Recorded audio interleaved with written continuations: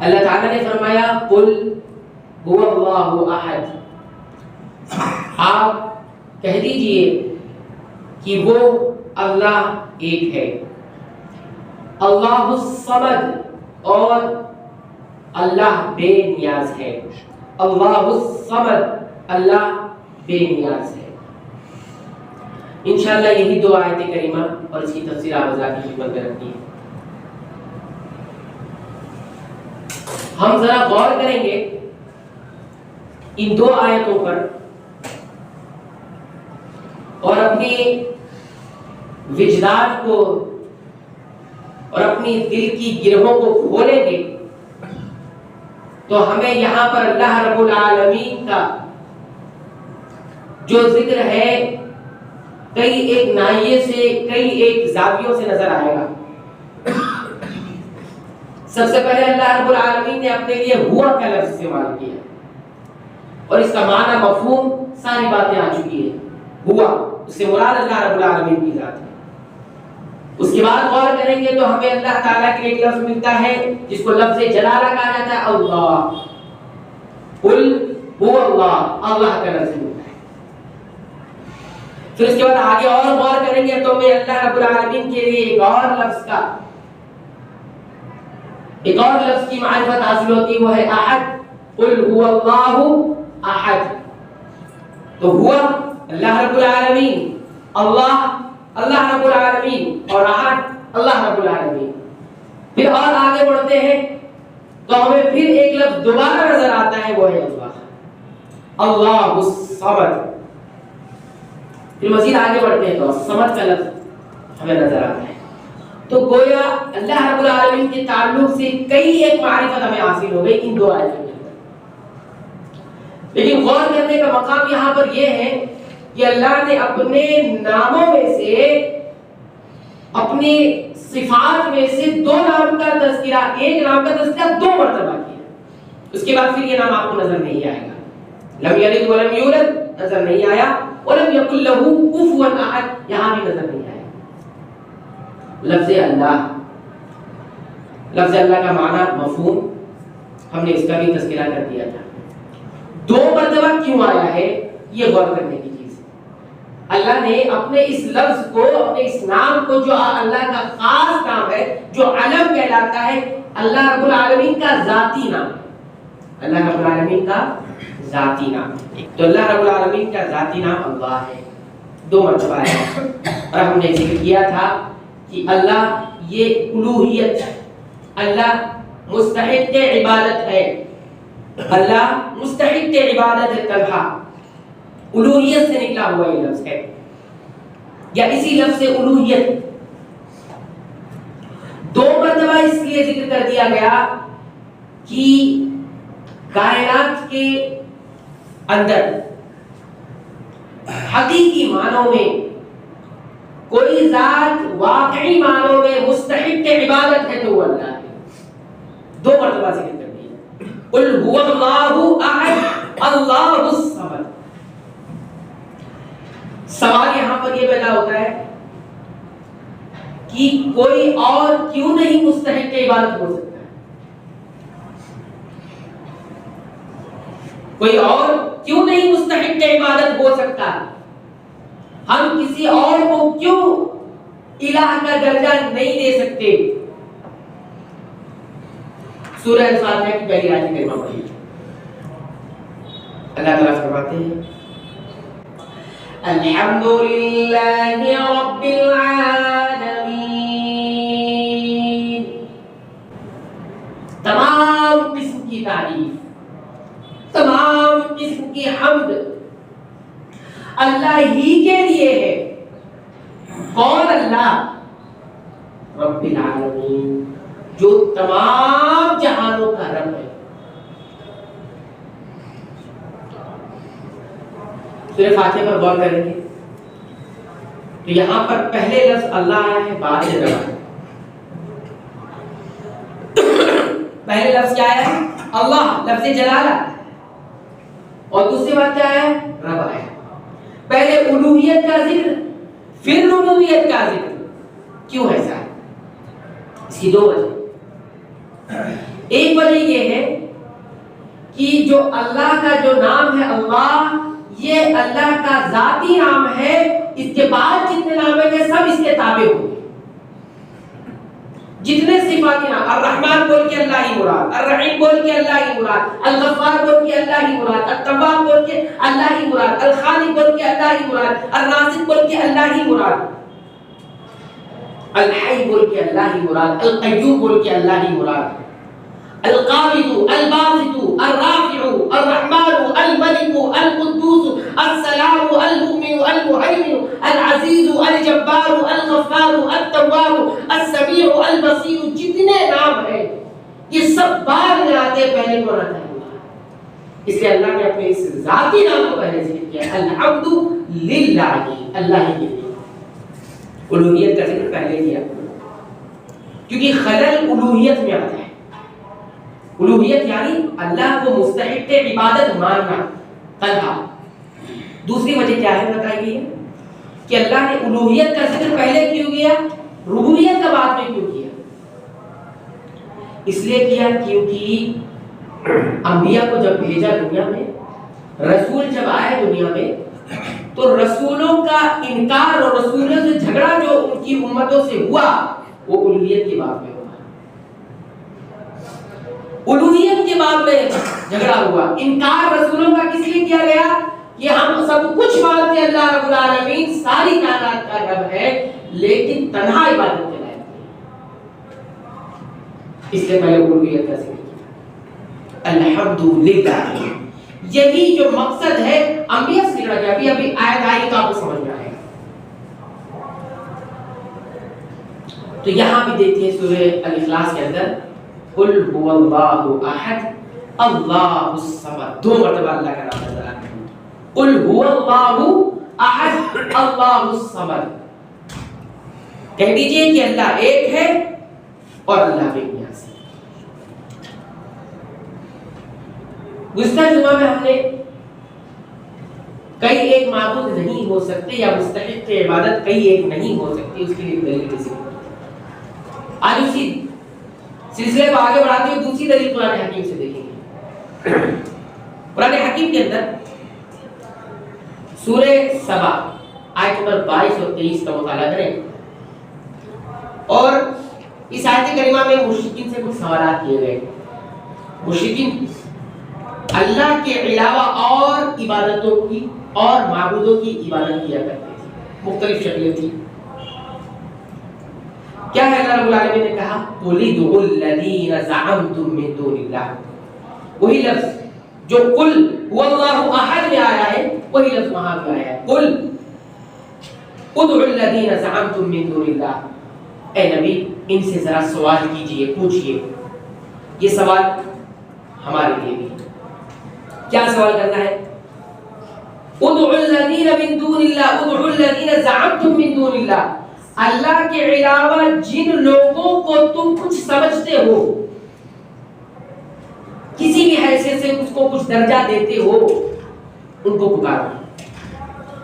قل ادعوا الذین زعمتم من دون اللہ. اللہ کے علاوہ جن لوگوں کو تم کچھ سمجھتے ہو، وہ کیا سمجھتے ہو؟ ذہن میں جو کچھ بھی سمجھتے ہو انہیں پکارو. سوال کیا کرنا ہے؟ سوال یہ کرنا ہے کہ جنہیں تم عبادت کا درجہ دے رکھے ہو، کیا یہ مستقل طور پر ان کی عبادت کی جاتی ہے یا شرکت کے طور پر؟ ایک مستقل ایک الگ حیثیت دے کے تم ان کی عبادت کرتے ہو، یا اس لیے عبادت کرتے ہو کہ انہوں نے شرکت کی ہے کائنات کے اندر، شراکت ہے عبادت میں، ان کا حصہ ہے ان کا. قل ادعوا الذین زعمتم من دون اللہ. سوال کیا کرنا ہے؟ لا یملکون مثقال ذرۃ فی السماوات ولا فی الارض. کیا یہ آسمانوں کے اندر بھی اور زمینوں کے اندر بھی کسی بھی چیز کا مالکانہ حق رکھتے ہیں؟ ذرہ برابر بھی. لا یملکون مثقال ذرۃ، ایک ذرے کے برابر بھی یہ کچھ مالکانہ حق رکھتے ہیں. ہم نے کہا آسمانوں میں بھی اور زمینوں میں بھی. جواب میں خاموشی ہے، سکون ہے. مشرکین کا جواب وہاں پر نہیں آیا. جواب بھی آگے آئے گا, ہم بتائیں گے کون سا جواب ہے. جواب کس کا نہیں آیا اس سوال کا؟ کیا سوال تھا کہ زمین و آسمان میں جن کو تم کچھ سمجھتے ہو یہ ذرہ برابر کسی چیز کا ایک مقدار بتا دی گئی ہے, ایک سائز بتا دی گئی ہے کہ ذرہ برابر کسی چیز کا مالکانہ حق ہے کہ یہ کہتے ہیں کہ ہم اس ذرے کے اتنے مالک ہیں. جواب نہیں آیا. لا یملکون مثقال ذرۃ فی السماوات ولا فی الارض. اچھا, اس کے بعد دوسرا سوال ہے وما لهم فیہما من شرک. ٹھیک ہے, مالکانہ حق کچھ بھی نہیں رکھتے, تو یہ تو بتاؤ وما لهم فیہما من شرک, کیا زمین و آسمان کے درمیان کچھ ان کی شراکت ہے, کچھ حصے داری ہے؟ کچھ نہیں. جواب پھر بھی کچھ نہیں آیا. السکوت, خاموشی. وما لهم فیہما من شرک. ٹھیک ہے, یہ بھی نہیں. تیسرا سوال کرو. تیسرا سوال کیا ہے؟ وما له منهم من ظہیر. ٹھیک ہے, شراکت بھی نہیں, مالکانہ حق بھی نہیں. وما لهم فیہما من شرک وما له منهم من ظہیر. چلو ٹھیک ہے, انہوں نے کچھ مدد بھی کی ہے ان سب چیزوں میں. مشرکین کا جواب آ رہا ہے نہیں. وہاں بھی خاموشی ہے. خاموشی اصل میں دلیل کے ختم ہو جانے کا اور ہار جانے کا نام. صحیح سوال کے جواب نہ دینا اور خاموشی اختیار کرنا یہ دلیل ہوتی کہ انسان ہار چکا ہے یا دلیل ختم ہو چکی ہے.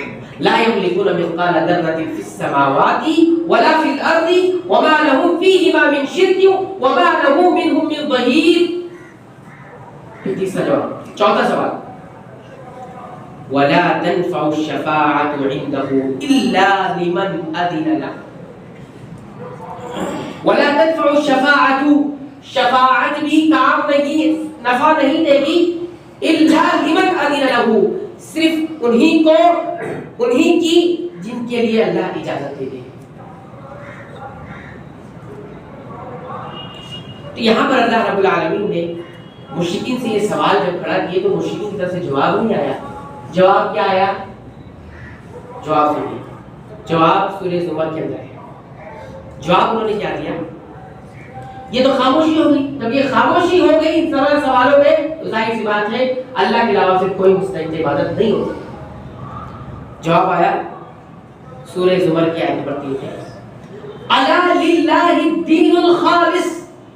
سنو دنیا والوں, سنو انسانوں اور جناتوں, الا سنو, خبردار ہو جا. للہ الدین الخالص, اللہ ہی کے لیے عبادت کو خالص کرو. یہ خالص کرنے کا حکم کیوں دیا جا رہا ہے؟ کیونکہ عبادتیں تو ہوگی ہوگی, اس میں تو کوئی شک ہی نہیں ہے. یہ بدیہی چیز ہے, عبادت تو بندہ کرے گا ہی کرے گا, لیکن پیور عبادت کیسے ہوگی, یہ خالص عبادت کیسے ہوگی؟ الا للہ الدین الخالص. پورے دین کو, دین سے مراد یہاں عبادت ہے, پوری عبادتوں کو اللہ ہی کے لیے خالص کر دو.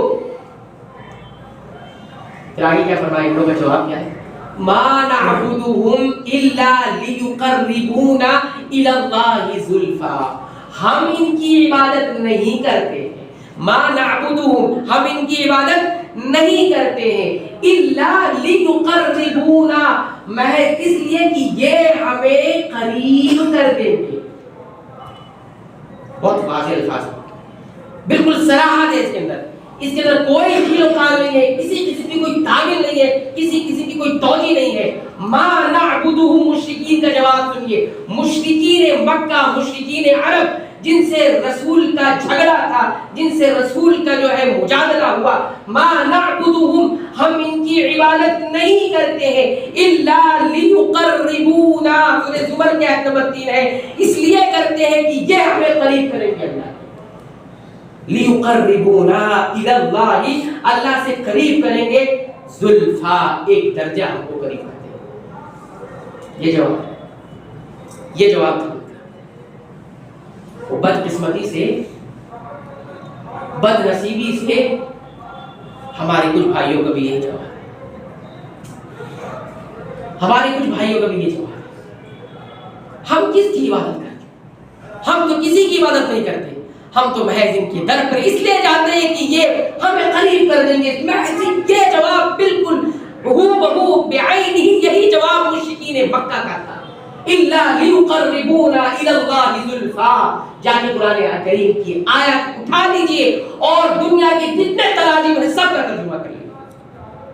ما نعبدهم الا لیقربونا الی اللہ زلفا. رسولوں کا جھگڑا اپنی امت سے اپنی قوم سے اس بات پر تھا کہ ربوبیت تو تم تسلیم کر ہی لیتے ہو, الوہیت تو کیوں تسلیم نہیں کرتے. ولا تنفع الشفاعة عنده الا لمن حضر له. یہ بنیاد ہے میرے بھائی, میرے بھائی یہ بنیاد ہے. یہ بنیاد اگر مضبوط نہیں ہوئی الا للہ الدین الخالص پر عمل نہیں ہو سکتا. اور وہ جو سوالات مشرکین پر اٹھائے گئے تھے, مشرکین کے سامنے رکھے گئے تھے, اس سے بھی گھٹیا عقیدہ. میں بہت سخت بولنے کا عادی, بہت سخت بولنے کا عادی ہوں, شدید بولنے کا عادی ہوں. اس سے بھی غیر گزرا عقیدہ آج کے کچھ بھائیوں کا. اللہ نے فرمایا لا یملکون مثقال ذرۃ فی السماوات ولا فی الارض. سورہ سبا کی آیت اور 22. ان سے پوچھئے کہ زمین و آسمان کے اندر ایک ذرے کے برابر بھی کوئی مالکانہ حق کوئی رکھتا ہے اللہ کے علاوہ؟ اور لوگوں کا عقیدہ یہ ہے, لوگوں کا عقیدہ آج کے مسلمانوں کا عقیدہ یہ ہے کہ اللہ کے علاوہ بھی کائنات پہ کوئی تصرف کوئی مالکانہ حق رکھتا ہے. ہم نے اس آیت کرسی کی تفسیر میں بتا دیا کہ اللہ کی شان یہ ہے کہ کسی کی چاہت بھی اسے کسی چیز پر مجبور نہیں کر سکتی اور کسی کی طاقت بھی اسے کسی چیز پر مجبور نہیں کر سکتی. ولا تنفع الشفاعة عنده الا لمن اذن له. جو شفاعت کرے گا, جو سفارش کرے گا, وہ محض اس بنیاد پر کرے گا اللہ کی طرف سے اجازت آئی. الا لیقربونا الی اللہ زلفا. ہم تو عبادت اس لیے کرتے ہیں کہ یہ ہمیں قریب کر دے. کون قریب کرے گا؟ کون قریب کرے گا اللہ سے؟ اللہ بہت دور ہو گئے ہیں جو قریب کریں گے. یاد رکھیں, ہمیں ضرورت ہے واسطے کی, ہمیں اللہ کی بات سننے کے لیے ہمیں ضرورت ہے واسطے کہ ہم کمزور ہیں. ہماری بات پہنچنے کے لیے اسے واسطے کی ضرورت نہیں ہے. وہ دور بھی نہیں ہے اور اسے واسطے کی بھی ضرورت ہے. قرآن حکیم جو اترا ہے اللہ کا کلام تھا اور امت تک, انسانوں اور جناتوں تک پہنچانا تھا. اس عظیم کلام کو انسان سنبھال نہیں سکتا تھا. محمد رسول اللہ صلی اللہ علیہ وسلم نے اس وحی کو سنبھالا اور اب تک پہنچایا. یہ آیت کریمہ مشرکین کی تمام جو زعم تھے اور تمام خام خیالات سب رد کر. تو ہم نے کیا کہا؟ قل هو اللہ احد. کہیے وہ اللہ ایک ہے, اللہ الصمد. دوسری مرتبہ الہ ہے, دوسری مرتبہ بھی الہ ہے. اچھا, قرآن حکیم کی ایک اور آیت پر غور کیجیے. سورہ آل عمران اٹھائیے اور آیت نمبر 18 کا مطالعہ کیجیے. اللہ تعالیٰ کیا فرماتے ہیں؟ اللہ تعالیٰ فرماتے ہیں شہید اللہ. اللہ نے گواہی دی, اللہ نے گواہی دی ہے. کیا گواہی دی؟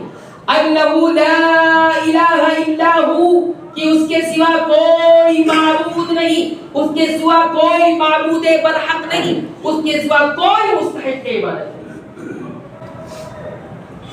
قرآن حکیم کی تاثیر یہ ہے کہ قرآن حکیم ایمان والوں کے دلوں کے سامنے جب آتی ہے تو ایمان والوں کے دلے وجلت قلوبہم کپکپانے لگتے ہیں.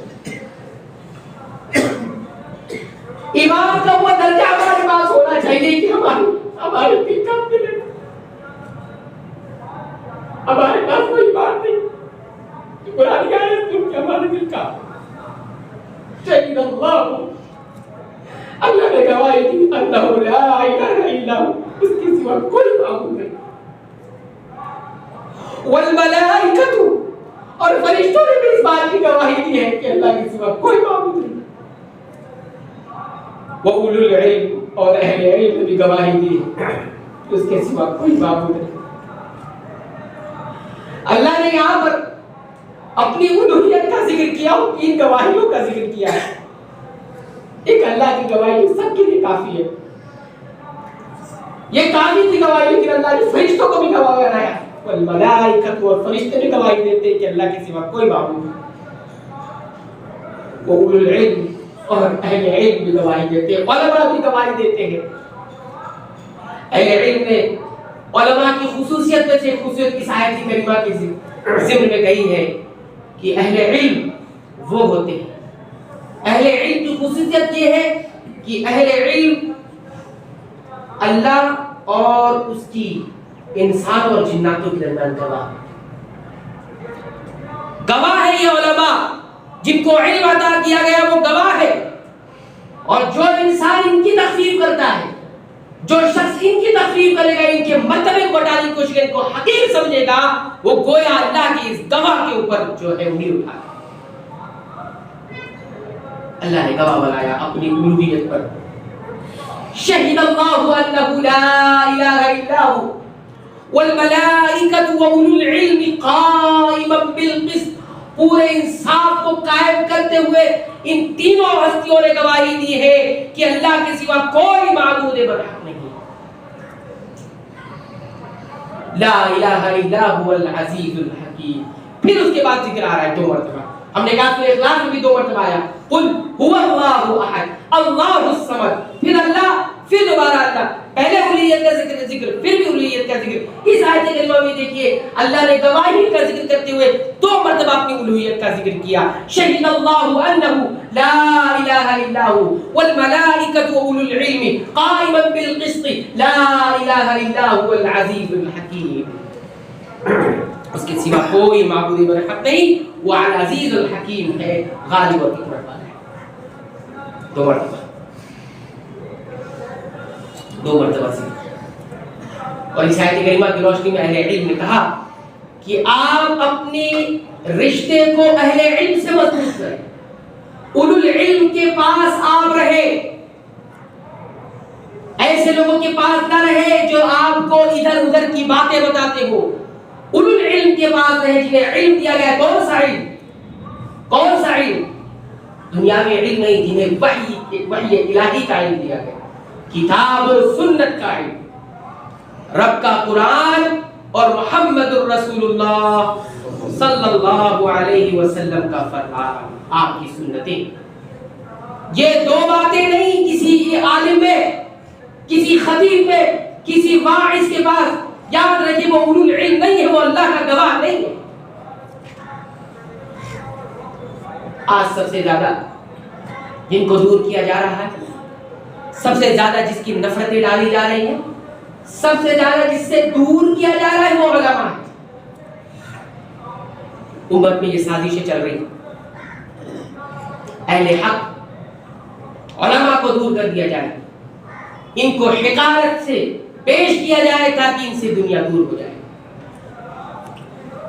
شہد اللہ انہ لا الہ الا ہو والملائکۃ واولو العلم قائما بالقسط لا الہ الا هو العزیز الحکیم. اس کے بعد لفظ اللہ کے بعد اللہ رب العالمین نے جو لفظ اپنے لیے ذکر کیا ہے سورہ الاخلاص کے اندر وہ ہے الصمد، جس کا ترجمہ آپ ترجمہ کی کتابوں میں قرآن حکیم کے ترجمے میں دیکھو گے الصمد کا معنی لکھا ہے بے نیاز. نیاز کا مطلب ہوتا ہے ضرورت، اور بے کا مطلب ہوتا ہے نہیں، یعنی ایسی ہستی جسے کسی کی ضرورت نہیں، کسی کی ضرورت نہیں. یہ عربی زبان کا ترجمہ بعینہ لفظ کا ترجمہ ممکن نہیں. کوئی اس لفظ کو استعمال کر کے اس کی جامعیت کو جو معنی کا سمندر اس کے اندر پایا جاتا ہے نہیں پورا کر سکتا. اللہ احد کے بعد صمد ہے. اس صورت کے مطابق صمد کس کو کہا جاتا ہے؟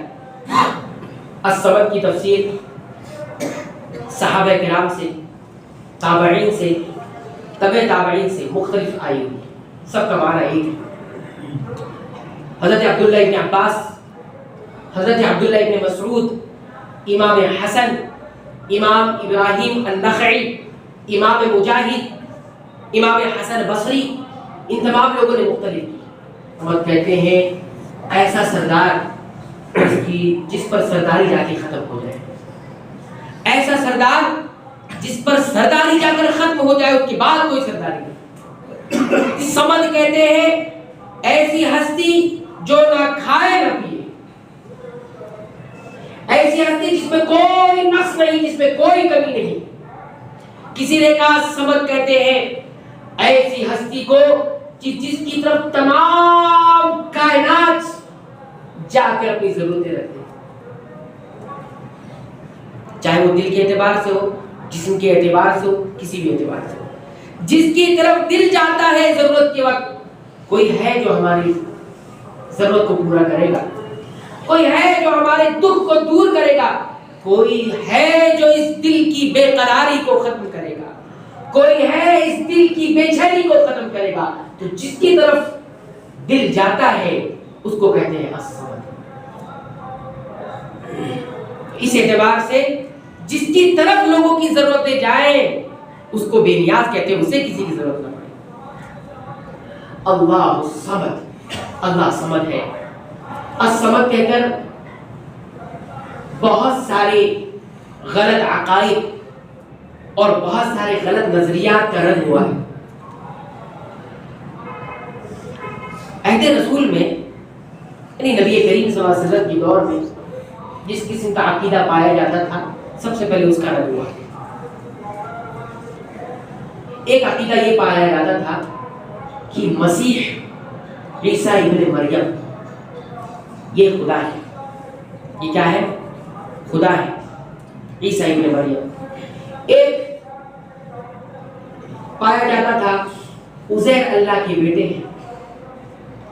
بہت مختلف قسم کے عقیدے موجود تھے۔ تو الصمد لفظ سے اہل علم نے کہا کہ مسیح کو انہوں نے درجہ الہ کا درجہ دیا ہوا تھا، یہ آیت کریمہ اس کا رد کرتی تھی۔ مسیح یعنی عیسیٰ ابن مریم، عیسیٰ ابن مریم کی الوہیت کا جو عقیدہ رکھا گیا تھا اس کا رد ہوا ہے۔ اب قرآن حکیم کی ایک آیت پڑھیں تو اس میں یہ چیز نظر آئے گی۔ الصمد کی تفسیر میں قرآن حکیم سے کر رہا ہوں۔ سورہ المائدہ اٹھائیے اور آیت نمبر 75 کا مطالعہ کیجیے۔ اللہ تعالیٰ فرماتے ہیں مل مسیح ابن مریم الا رسول قد خلت من قبله الرسل وامه صدیقہ کانا یاکلان الطعام۔ اب اس آیت کریمہ کو سمجھنے سے پہلے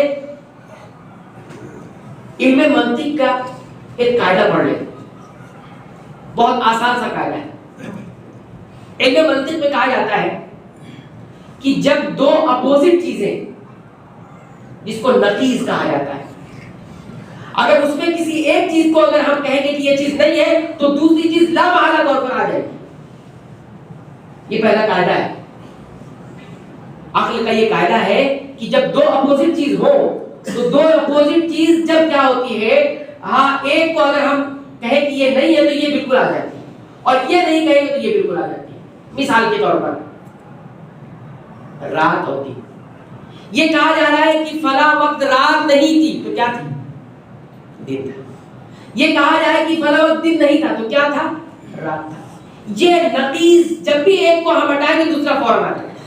یہ قاعدہ ہے، یہ عقلی قاعدہ ہے۔ عقلی صرف اس کی حقیقت صرف حقیقت تک ہے، عقل تک ہے، بس اس کے آگے دو نقیضیں جمع نہیں ہو سکتی، دن اور رات جمع نہیں ہو سکتی۔ ایک ہے تو دوسرا غائب، دوسرا ہے تو پہلا غائب۔ یہ قاعدہ ہوا۔ اس قاعدے کو کیا کہا جاتا ہے؟ دلیل قلب کہا جاتا ہے۔ اس کو منطق کی زبان میں دلیل قلب کہا جاتا ہے۔ دوسرا قاعدہ ہے کہ جب بہت تلاش کے بعد، بہت جستجو کے بعد اور کھنگال کر جب کوئی حکم لگایا جاتا ہے کسی چیز پر تو اس کو استقراء کہا جاتا ہے۔ ابھی ہم نے دلیل قلب بتائی، اب ہم نے کہا استقراء کہا جاتا ہے۔ استقراء کہا جاتا ہے، یہ دوسرا قاعدہ۔ ابھی جب قرآن حکیم کی آیت پڑھیں گے تو قاعدہ بالکل واضح ہو جائے گا۔ اور ایک تیسری چیز ہوتی ہے جسے تمثیل کہا جاتا ہے، کہ کسی چیز کو دیکھ کر اسی کے ہو بہو کوئی چیز بتائی جائے تو اس کو تمثیل کہا جاتا ہے۔ تو ایک دلیل قلب ہو گئی، ایک استقراء ہو گیا اور ایک تمثیل ہو گیا۔ یہ تین قاعدے اصولیوں نے بنائے ہیں، منطق والوں نے بنائے۔ اب ہم قرآن کے اعجاز کو سمجھتے ہیں. قرآن حکیم کا اعجاز کیا ہے؟ وہ منطقی دلائل بھی دیتا ہے. حالانکہ منطق کی کوئی اتنی حیثیت نہیں ہے، لیکن قرآن حکیم منطقی دلائل بھی دیتا ہے. ہم نے بتایا اب جیسے دوسری جو مثال ہے استقراء کا معنی کیا ہوتا ہے؟ ہم نے کہا کہ کسی چیز پر چھان بین کر کے اور پورا غور و فکر کر کے حکم لگا دیا جائے کہ ایسی بات ہے، تو اس کو استقراء کہا جاتا ہے. مثال کے طور پر ہم کسی جگہ گئے، ہم مثال کے طور پر وسیع آئے، وسیع میں ہم نے چند لوگوں کو بڑا با اخلاق پایا، بہت اچھا پایا، ان سے معاملات کیے، بڑا اچھا لگا ہمیں، اور بڑا با اخلاق ہم نے پایا کہ فلاں سے ہماری ملاقات ہوئی، فلاں سے ملاقات ہوئی، فلاں مسجد میں ہمارا جانا ہوا، فلاں سے یہ معاملات ہوئے، بڑے اچھے لوگ ہیں، وسیع والے بڑے اچھے لوگ ہیں، وسیع والے بڑے اچھے لوگ ہیں. یہ حکم لگا دیا آپ نے، یہ حکم لگا دیا آپ نے. کیسے لگایا آپ نے دیکھا کہ چند لوگ یہ ہیں، یہ اچھے ہیں تو سب اچھے ہیں، تو مشابہت دیکھ کے حکم لگا دیا، اس کو استقراء کہا جاتا ہے. تو یہ دلیل جو دی جاتی ہے، یہ دلیل پہلی دلیل کے مقابلے میں کمزور ہوتی ہے، کیونکہ ایسا ہو سکتا ہے کہ وسیع والوں میں کچھ لوگ ایسے بھی ہوں گے جو بد اخلاق ہوں گے، لیکن عمومی طور پر ہم نے حکم لگا دیا کہ اچھے لوگ ہیں، اس کو استقراء کہا جاتا ہے. اور اسی طرح تمثیل کسے کہتے ہیں؟ تمثیل کہتے ہیں کہ کسی چیز کی، کسی ایک چیز کو دیکھ کر پھر حکم لگانا. مثال کے طور پر شراب حرام ہے، شراب حرام ہے. اب شراب تو حرام ہے، نص شریف میں موجود ہے، منصوص ہے، یعنی صراحت الفاظ کے ساتھ حرام ہے شراب. لیکن وہ تمام چیزیں جو نشہ پیدا کرتی ہے اس کو بھی حرام قرار دیا گیا. کیوں؟ کیونکہ شراب کے اندر جو علت پائی جاتی ہے، جو وجہ پائی جاتی ہے، وہ کیا ہے؟ نشہ. نشہ اور نقصان، نشہ اور نقصان. شراب کے اندر چونکہ زیادہ نقصان ہے اور نشہ ہے، اس کی بنیاد پر شراب حرام ہے. تو اب وہ تمام چیزیں جس کے اندر نشہ پایا جائے گا اور ساتھ ہی ساتھ ہر اعتبار سے نقصان پایا جائے گا، حکم لگا دیا جائے گا کہ یہ بھی حرام ہے یا یہ بھی ناجائز ہے. تو ایک مشابہت کی وجہ سے جو حکم لگا اس کو کہتے ہیں تمثیل. ٹھیک ہے، یہ تین قاعدہ سمجھ گئے. ایک نتیجے والا قاعدہ جو ہم نے بتایا، اور دوسرا قاعدہ استقراء والا بتایا، تیسرا ہم نے آپ کو تمثیل بتایا. اب یہ تینوں قاعدوں کو سامنے رکھیں اور قرآن حکیم کا اعجاز دیکھیں. اللہ تعالیٰ نے مسیح عیسیٰ ابن مریم کی الوہیت کا رد کیا ہے اس سورہ میں، سورہ الاخلاص میں. اور آیت کریمہ کیا ہے؟ سورہ المائدہ کی 75 نمبر کی آیت. اللہ تعالیٰ فرماتے ہیں مل مسیح ابن مریم الا رسول، مل مسیح ابن مریم الا رسول.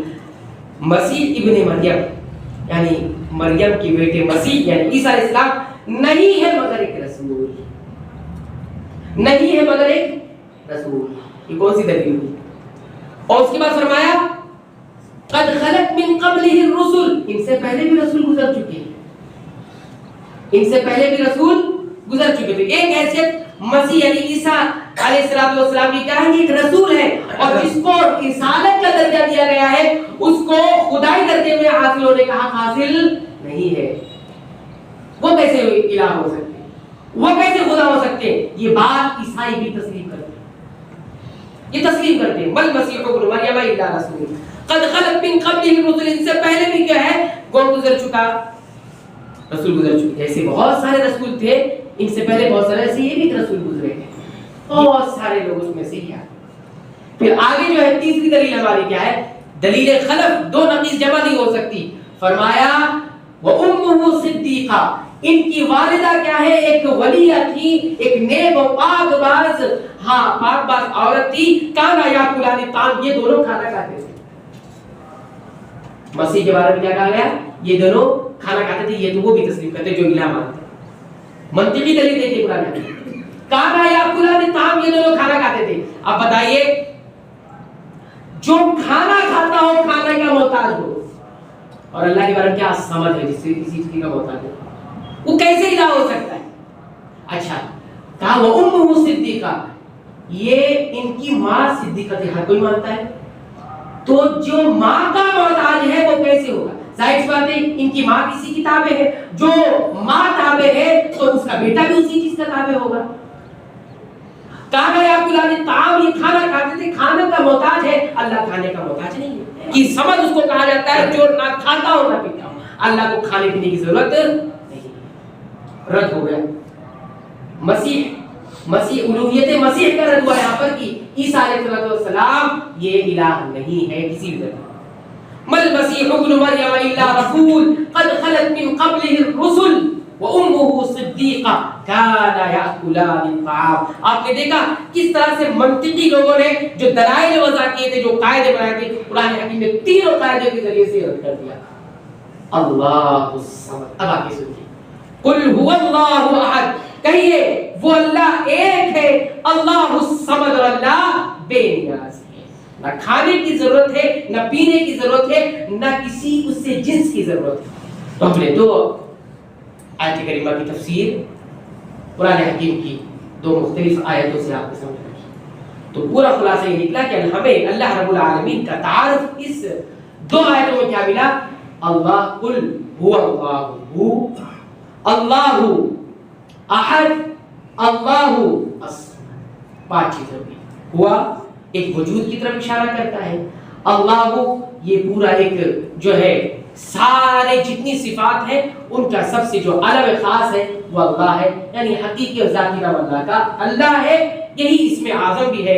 اور اسی طرح احد مطلب ایک ہے، کسی بھی اعتبار سے وہ نہ تو آدھا ہوا، نہ اس سے پہلے کوئی ایک ہے، نہ اس کے بعد دو یا تین ہے. اور اس کے بعد اللہ الصمد، صمد یعنی بے نیاز ہے، اسے کسی چیز کی ضرورت نہیں پڑتی ہے کسی بھی درجے میں، کسی بھی گوشے میں یا کسی بھی حالات میں. ہم آپ کے سامنے یہ تمام باتیں اللہ کی توفیق سے رکھی. اللہ تعالیٰ سے دعا ہے کہ رب العالمین جو باتیں یہاں کہی گئی رب العالمین تیری توفیق، تیری نصرت اور تیری تائید سے ہوئی ہے، رب العالمین تو اسے قبول فرما لے. اور زندگی رہی تو انشاءاللہ ہاں مزید آیتوں کی تفسیر آپ حضرات کی خدمت میں رکھی جائے گی. اللہ تعالیٰ ہمیں حق کہنے، حق سننے، حق سمجھنے اور حق پر عمل کرنے اور دوسروں تک اسے پہنچانے کی توفیق عنایت فرما. آمین.